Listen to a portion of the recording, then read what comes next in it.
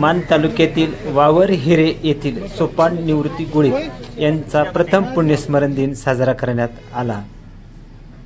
सोपान गुळिक हे बेस्ट टीममधून सेवानिवृत्त झाले होते। त्यांना संदीप, आदिनाथ, लीला, सुजाता, वनिता ही मुलं आहेत। सोपान गुळिक यांना त्यांच्या संसारासाठी मोलाची साथ लाभली ती त्यांची पत्नी कमलताई यांची।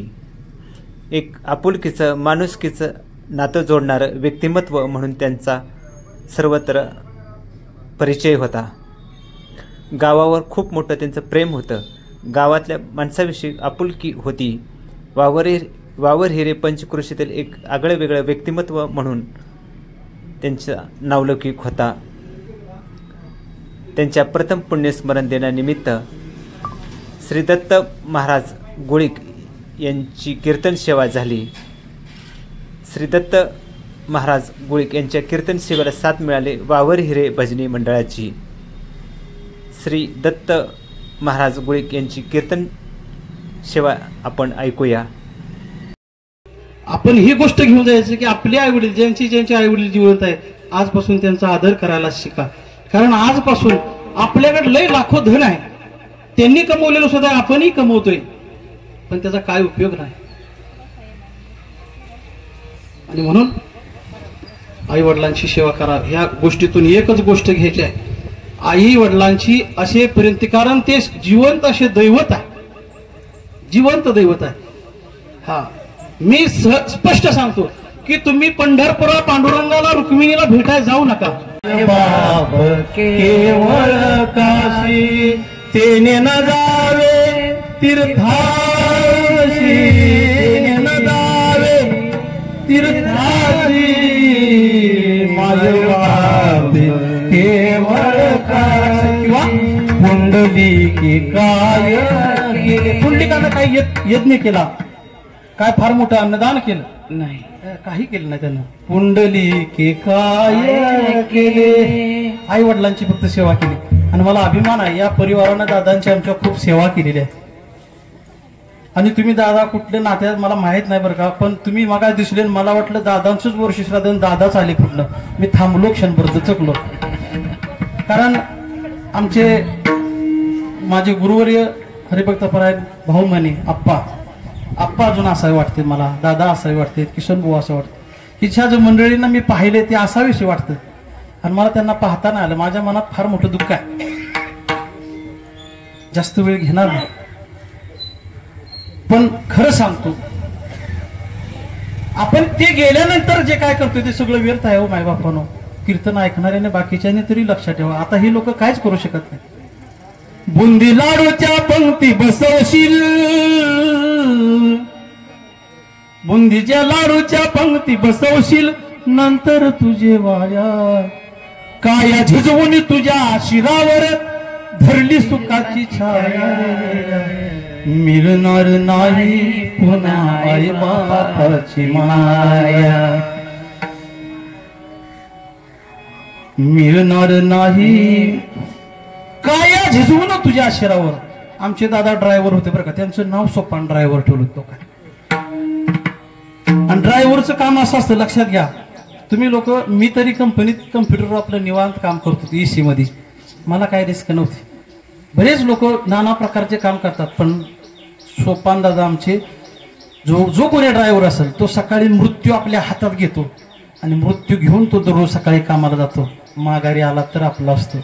आणि एवढ्या सगळ्या लेकरांचा दादानी जीवनभर मृत्यू हातात घेऊन ड्रायव्हिंग करून पालन पोषण केलेलं आहे, किती कष्ट केलेलं आहे। काया झिजवून तुझ्या शिरावर धरली सुखाची छाया वेड्या, मिळणार नाही पुन्हा आई बापाची माया। आणि खरं सांगू का, आईची माया वेगळी आहे पण बापाची माया वेगळी आहे। बापाची माया वेगळी आहे, कळत नाही। बापाची माया कळायला त्याच्या अंतःकरणात घुसावं लागतं। बाप कधी समोर येऊन रडत नाही, बाप त्याच्या अश्रू कधी दाखवत नाही, बापाला जो काही पैसा कमवण्यासाठी त्रास होतो तो कधी सांगत नाही। बाप म्हणजे रे कसा, जशी वाल्या कोऱ्याची जमात,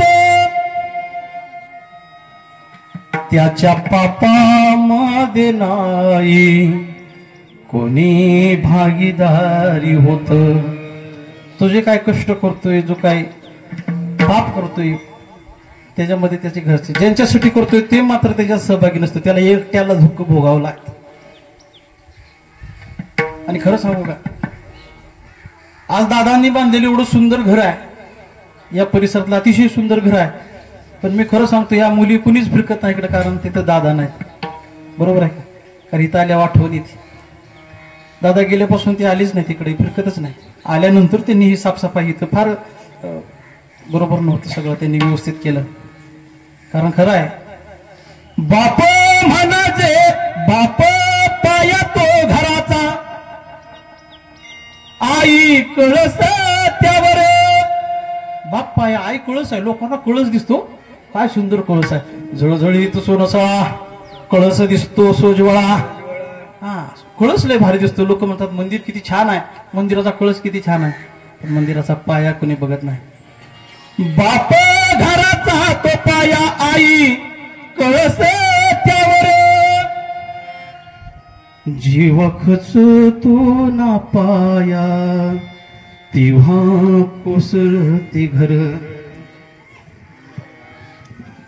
बाप साठवी तो अश्रू. बाप कधी रडत नाही बरं का, पण एका दिवसासाठी अश्रू जपून ठेवतो, एका दिवसासाठी. बाप साठवितो अश्रू लेक जाताना माहेरा. बाप फक्त एकच दिवशी रडतो, त्याची लेक माहेरला जाताना.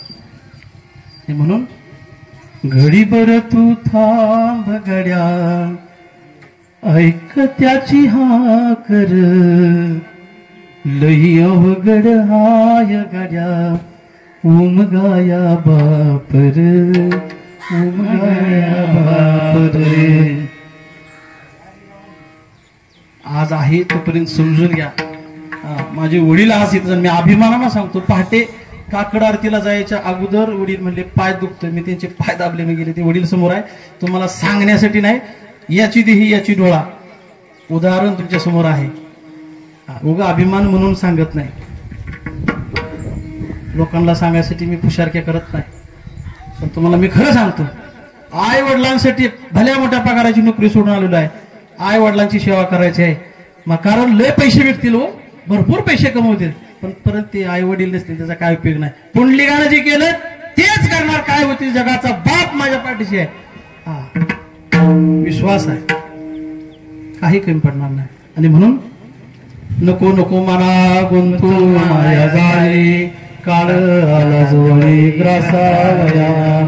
काळाची आपुली पडील भाजीवा, सोडविना तेव्हा माय बाप. सोडविना बंधू पाठीची बहीण, शेजची कामिना दूर राही. सोडविना राजा देशीचा चौधरी, आणि कोसोजरी भरी भरी.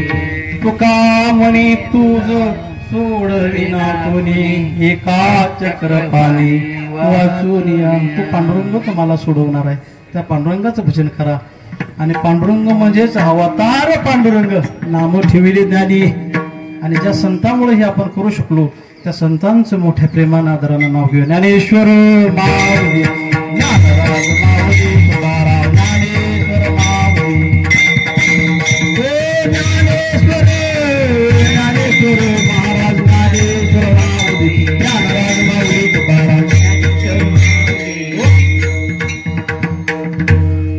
तुकाराम तुका द्यावी.